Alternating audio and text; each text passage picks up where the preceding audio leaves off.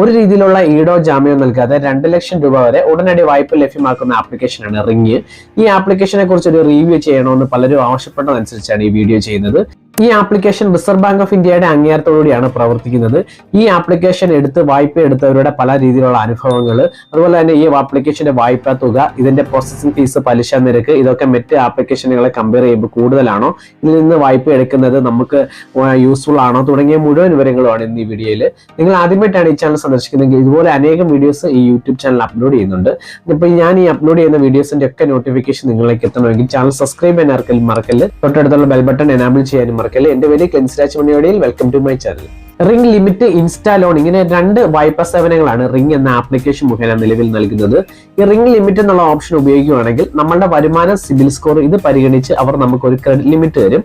ആ ക്രെഡിറ്റ് ലിമിറ്റിനുള്ളിലുള്ള ഒരു തുക നമുക്ക് പ്രോഡക്റ്റ് പർച്ചേസ് ചെയ്യാനോ അല്ലെങ്കിൽ നമ്മുടെ അക്കൗണ്ടിലേക്ക് ഡയറക്റ്റ് വിഡ്രോ ചെയ്യാനോ സാധിക്കും. എന്നാൽ 30 ദിവസത്തിന് ശേഷം മാത്രം നമ്മൾ ഈ വിഡ്രോ ചെയ്ത ക്യാഷ് നമ്മൾ തിരിച്ചടച്ചാൽ മതി. ഉദാഹരണം പറയുകയാണെങ്കിൽ റിംഗ് എന്ന ആപ്ലിക്കേഷൻ നമുക്ക് ലിമിറ്റ് ആയിട്ട് 30,000 രൂപയാണ് തന്നെന്ന് വിചാരിക്കുക. നമുക്ക് ആ 30,000 രൂപയിലുള്ളിലുള്ള ഒരു തുക നമുക്ക് പിൻവലിക്കുവാനോ അല്ലെങ്കിൽ നമുക്ക് മറ്റ് ഷോപ്പുകളിൽ പോയി പ്രോഡക്റ്റ് പർച്ചേസ് ചെയ്യാനോ ഉപയോഗിക്കാൻ സാധിക്കും. ഇങ്ങനെ പർച്ചേസ് ചെയ്തതിനു ശേഷം 30 ദിവസത്തിനുള്ളിൽ നമ്മൾ തിരിച്ചടച്ചാൽ മതി. 30 ദിവസം കഴിഞ്ഞാണ് നമ്മൾ തിരിച്ചടക്കുന്നതെങ്കിൽ അവർ നമുക്ക് പലിശ ഈടാക്കും, ദിവസേന മറ്റ് ഫൈനുകളൊക്കെ ഈടാക്കുന്നതാണ്. അടുത്തത് റിംഗ് ആപ്ലിക്കേഷൻ നൽകുന്ന ഒരു വായ്പാ സേവനമാണ് ഇൻസ്റ്റാ ലോൺ എന്നുള്ള ലോൺ. ഇത് പ്രകാരം 2 ലക്ഷം രൂപ വരെയാണ് നമ്മളുടെ വരുമാന, സിബിൽ സ്കോർ പരിഗണിച്ച് നമുക്ക് വായ്പയായിട്ട് ലഭ്യമാകുന്നത്. ഒരു രീതിയിലുള്ള ഈടോ ജാമ്യം നമുക്ക് ഇതിന് നൽകേണ്ട ആവശ്യമില്ല. പൂർണ്ണമായിട്ടും ഓൺലൈൻ ഡോക്യുമെന്റേഷൻ ആയിട്ട് നമുക്ക് അപേക്ഷിക്കുവാനും സാധിക്കും. 3 മുതൽ 24 മാസം വരെ ഇതിന് നമുക്ക് തിരിച്ചടവ് കാലാവധി കിട്ടും. എന്നാൽ പലിശ നിരക്ക് 36% വരെയാണ്. അതിന്റെ ഒരു കമ്പാരിസൺ ഞാൻ അവസാനം പറയുന്നുണ്ട്. അതുകൊണ്ട് ആദ്യം മുതൽ അവസാനം വരെ കണ്ടതിന് ശേഷം മാത്രമേ നിങ്ങൾ ഈ ആപ്ലിക്കേഷൻ ഇൻസ്റ്റാൾ ചെയ്ത് ഉപയോഗിക്കണോ വേണ്ടയോ എന്ന് തീരുമാനിക്കാവൂ. കൂടാതെ പ്രോസസിംഗ് ഫീസ്, GST തുടങ്ങിയ ചാർജുകളെല്ലാം ഇവർ ഈടാക്കുന്നതാണ്. നമ്മളുടെ basic details, Aadhaar card, pan card, നമ്മുടെ ബാങ്ക് അക്കൗണ്ട് സ്റ്റേറ്റ്മെന്റ്, വരുമാനം തെളിയിക്കാനായി ഇത്രയും ഡോക്യുമെന്റ്സ് മാത്രമാണ് ഈ വായ്പയ്ക്ക് അപേക്ഷിക്കാൻ നമുക്ക് വേണ്ടത്. അടുത്ത ഒരു പ്രധാനപ്പെട്ട ചോദ്യമാണ്, ഇത് റിസർവ് ബാങ്ക് ഓഫ് ഇന്ത്യ അംഗീകാരത്തോടെ പ്രവർത്തിക്കുന്നതാണോ? Reserve bank of India registered non banking financial കമ്പനിയായ SI Creva capital private limited എന്ന കമ്പനിയാണ് ഈ ആപ്ലിക്കേഷൻ മുഖേന മറ്റുള്ളവർക്ക് വായ്പാ സേവനങ്ങൾ നൽകുന്നത്. ഇതൊരു RBI registered non banking financial സ്ഥാപനമാണ്. അതുകൊണ്ട് തന്നെ നമുക്ക് ഇതൊരു ജെനുവിൻ ആയിട്ടുള്ള ആപ്ലിക്കേഷൻ ആണോ എന്ന് ചോദിച്ചാൽ ആണ്. ലീഗലായിട്ട് പ്രവർത്തിക്കുന്ന ആപ്ലിക്കേഷൻ ആണോ എന്ന് ചോദിച്ചാൽ ആണ്. കാരണം ഇന്ന് ഇത് ലീഗലായിട്ട് പ്രവർത്തിച്ചാൽ മാത്രമേ പ്ലേ സ്റ്റോറിൽ ഇതുപോലുള്ള വായ്പാ സേവനങ്ങൾ നൽകുവാൻ സാധിക്കത്തുള്ളൂ. കാരണം റിസർവ് ബാങ്ക് ഓഫ് ഇന്ത്യയുടെ നിർദ്ദേശപ്രകാരം ഭൂരിഭാഗം ഫേക്ക് ആപ്ലിക്കേഷനുകൾ, ഭൂരിഭാഗം അല്ല പൂർണ്ണമായും ഫേക്ക് ആപ്ലിക്കേഷനുകളെല്ലാം പ്ലേ സ്റ്റോറിൽ നിന്നും മറ്റ് ഓൺലൈൻ പ്ലാറ്റ്ഫോം നിന്നും മാറ്റിയിട്ടുണ്ട്. അതുകൊണ്ട് ലീഗൽ ആണോ എന്ന് ചോദിച്ചാൽ ലീഗൽ ആണ് ഈ ആപ്ലിക്കേഷൻ നമുക്ക് പറയാൻ സാധിക്കും. ഇപ്പം നമ്മൾ പറഞ്ഞ കാര്യങ്ങളെല്ലാം ഏകദേശം പോസിറ്റീവ് ആയിട്ടുള്ള കാര്യങ്ങളാണ്. ലീഗൽ ആണോ എന്ന് ചോദിച്ചാൽ ലീഗൽ ആണ്. അതുപോലെ പ്ലേ സ്റ്റോറിൽ 4.2 റേറ്റിംഗും ഉണ്ട്.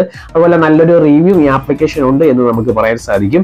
എന്നാൽ അത് മാത്രം പോരാ, നമുക്ക് ബാക്കിയുള്ള കാര്യങ്ങളും കൂടെ ഒന്ന് ചിന്തിച്ചു നോക്കാം. മറ്റ് ആപ്ലിക്കേഷനുകളെ കമ്പയർ ചെയ്യുമ്പോൾ ഈ ആപ്ലിക്കേഷൻ 30% പലിശ നിരക്കായിട്ട് അവർ ഈടാക്കുന്നത്. 30% എന്ന് വെച്ചാൽ അത് വലിയൊരു ഇൻട്രസ്റ്റ് റേറ്റ് എന്ന് നമുക്ക് പറയാൻ സാധിക്കും. അതുപോലെ തന്നെ പ്രോസസിംഗ് ഫീസും വളരെയധികം കൂടുതലാണ്.